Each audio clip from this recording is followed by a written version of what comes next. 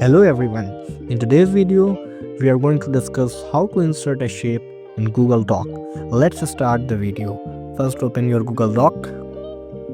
Here click on Insert tab. Now scroll down and now click on Drawing. Now you click on New. Now you can see here a shape icon. Click on Shape. Here you can see different types of shapes, arrows, callouts, equations. Choose your preferred shape you want to use and draw it here. And you can fill color inside the shape as well.